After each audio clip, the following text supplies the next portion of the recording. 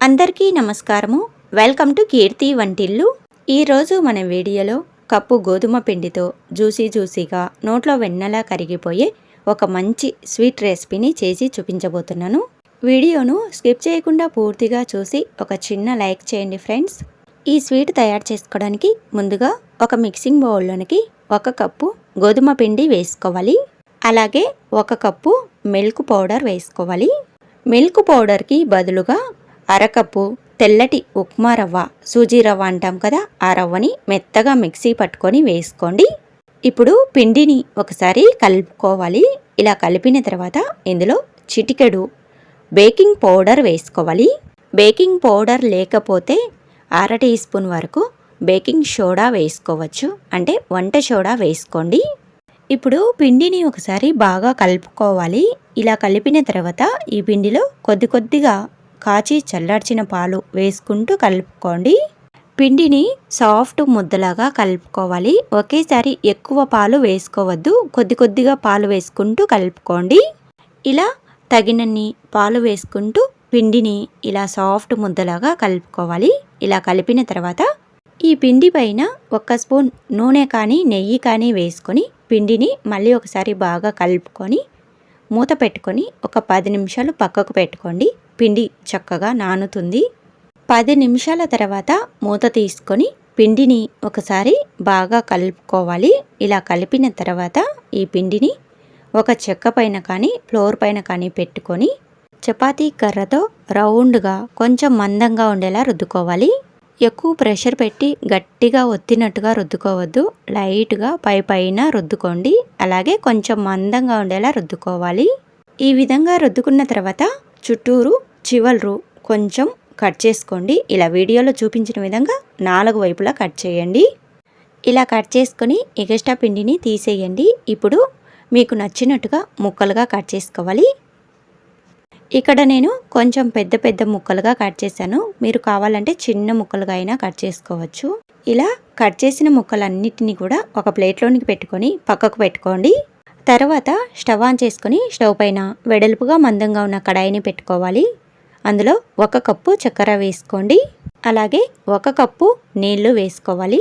ఇలా చక్కెర నీళ్లు వేసుకున్న తర్వాత బాగా కలుపుకుంటూ చక్కెరని కరిగించుకోవాలి. ఇందులోనే 1/2 టీ స్పూన్ వరకు యాలకుల పొడి కూడా వేసుకొని కలుపుకోండి. ఇలా చక్కెర మొత్తం పూర్తిగా కరిగి ఒక పొంగు వచ్చేంత వరకు మరిగించుకోండి. ఎలాంటి పాకం రావాల్సిన అవసరం లేదు. మనం గులాబ్ జాములకి చక్కెర సిరప్ని ఎలా తయారు చేసుకుంటామో సేమ్ అలా చేసుకుంటే సరిపోతుంది. ఒక పొంగు వచ్చిన తర్వాత చక్కెర సిరప్ని ఇలా చేతి వేళ్లతో పట్టుకొని చూస్తే కొబ్బరి నూనెని పట్టుకుంటే ఎలా జిడ్డుగా అనిపిస్తుందో అలా ఉంటే సరిపోతుంది.